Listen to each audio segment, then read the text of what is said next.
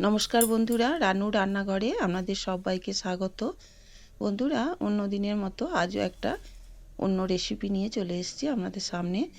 দেখুন, এখানে আমি কিছুটা পালং শাকের পাতা নিয়েছি। আমি পাতাগুলো বেছে বেছে নিয়েছি। এটা দিয়ে আজকে আমি একটা রেসিপি বানাবো। তো আপনাদের কাছে অনুরোধ রইল প্রথম থেকে শেষ পর্যন্ত ভিডিওটি দেখার। সবার প্রথমে আমি পালং শাকটাকে কেটে নেব।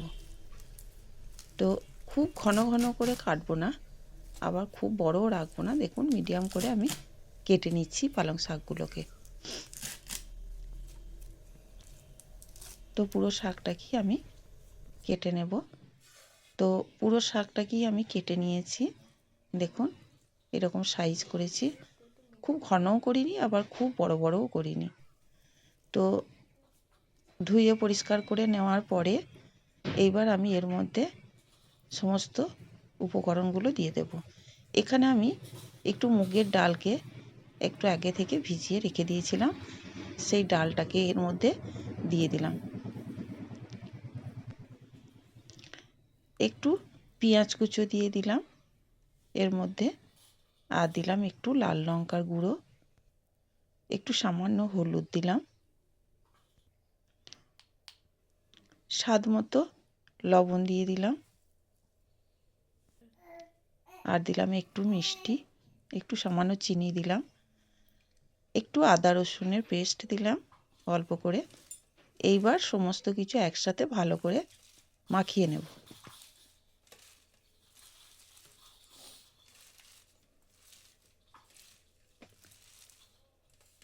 তো শাকের সাথে সব কিছু ভালো করে প্রথমে মাখিয়ে নেব। দেখুন, আমি সব কিছু একসাথে মাখিয়ে নিয়েছি। 5 মিনিট মতো রেখে দেব। তো 5 মিনিট পর দেখুন বন্ধুরা, শাকটা অনেকটা নরম হয়ে গেছে। এবার ওর মধ্যে আমি অল্প অল্প বেসন দিয়ে এটাকে মেখে নেব। আর একটু বেসন লাগবে, আর একটু বেসন দিলাম, দিয়ে এটাকে ভালো করে মেখে নেব। তো বন্ধুরা দেখুন, আমি বেসনটা দিয়ে শাকটাকে ভালো করে মেখে নিয়েছি। এবার গ্যাসে চলে যাব। গ্যাসে একটা কড়াই বসিয়ে দিয়েছি, তেল দিয়ে দিয়েছি। তেলটা আমার হয়ে গেছে। এবার ওখান থেকে নিয়ে বড়ার মতো শেপ দিয়ে একটা একটা করে তেলের মধ্যে ছেড়ে দেব।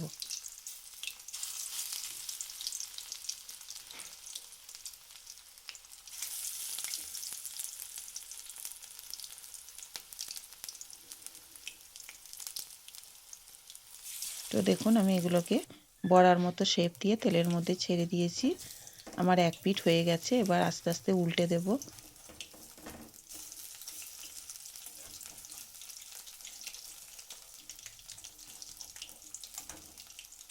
এবার উল্টো পিঠটাও একটু ভেজে নেব। তো এইভাবে আমি উল্টে পাল্টে বড়াগুলোকে ভেজে নেব। তো দেখুন, আমার ভাজা হয়ে গেছে। এবার এগুলোকে আমি একটা জায়গার মধ্যে তুলে নেব। বাকি যেটা আছে সেটাকেও আমি ওই একইভাবে ভেজে তুলে নেব।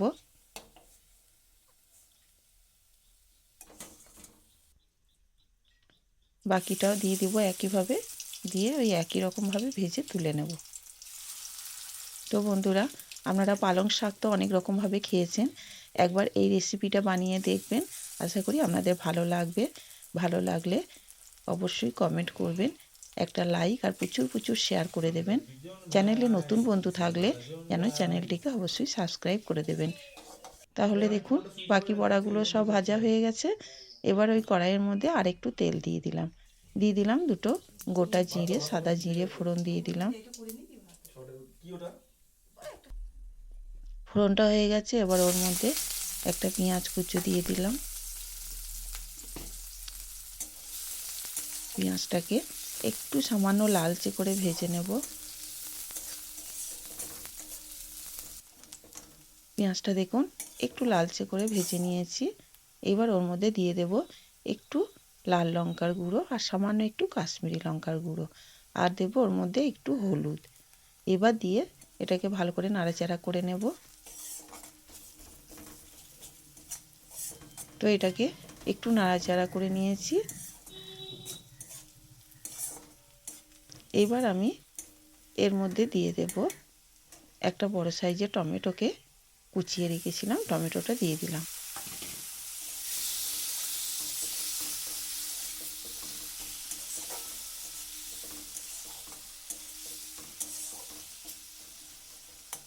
একটা টমেটো দিয়ে দিলাম। এবার দিয়ে দিলাম স্বাদ মতো লবণ। এই সময় লবণটা দিলে তাড়াতাড়ি টমেটোটা নরম হয়ে যাবে। একটু মিষ্টি দিলাম, আর দিলাম একটু ধনে গুঁড়ো, দিলাম সামান্য একটু গরম মশলার গুঁড়ো, আর দিলাম শেষে আদা রসুন বাটা। এবার সব একসাথে ভালো করে এটাকে একটু কষিয়ে নেব।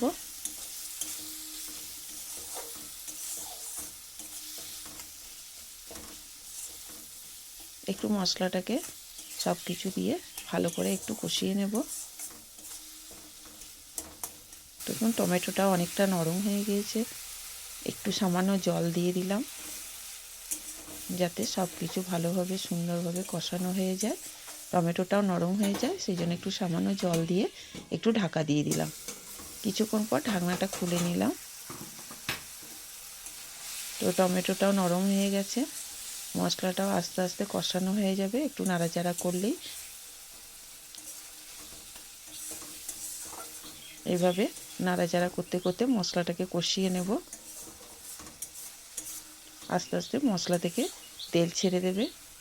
তো দেখুন বন্ধুরা, আমি মশলাটাকে খুব সুন্দরভাবে কষিয়ে নিয়েছি, মশলা থেকে তেল ছেড়ে দিয়েছে। এবার ওর মধ্যে আমি জল দিয়ে দিলাম। এবার আমি ঝোলটা ফোটা পর্যন্ত অপেক্ষা করব। তো দেখুন ঝোলটা ফুটে গেছে। এবার যে বড়াগুলো ভেজে রেখেছিলাম সেগুলোকে ওর মধ্যে দিয়ে দিলাম, দিয়ে একবার ঢাকাটা দিয়ে দেব। 1 মিনিটের জন্য ঢাকাটা দিয়ে দিয়েছিলাম। এবার ঢাকনা খুলে নিলাম। দেখুন বন্ধুরা, বড়ার মধ্যেও রসগুলো ঢুকে গেছে, আর রান্নাটাও ঠিকঠাক হয়ে গেছে। আর এর থেকে বেশি রসটা মারবো না। এবার আমি এটাকে গ্যাস বন্ধ করে নামিয়ে নেব। তো গ্যাস বন্ধ করে দিয়েছি। এবার দেখুন আমি এটাকে নিয়ে নিলাম একটা থালার মধ্যে। দেখুন বন্ধুরা কতটা সুন্দর হয়েছে দেখুন। তো আপনারা এইভাবে একবার এই রেসিপিটা বানিয়ে খেয়ে দেখবেন, আপনাদের খুব ভালো লাগবে। তাই বন্ধুরা বলছি যে বারবার একটা রেসিপি একঘেয়েমি লাগে, তাই এই রকমভাবে একটু বানিয়ে খেয়ে দেখবেন, আপনাদের খুবই ভালো লাগবে।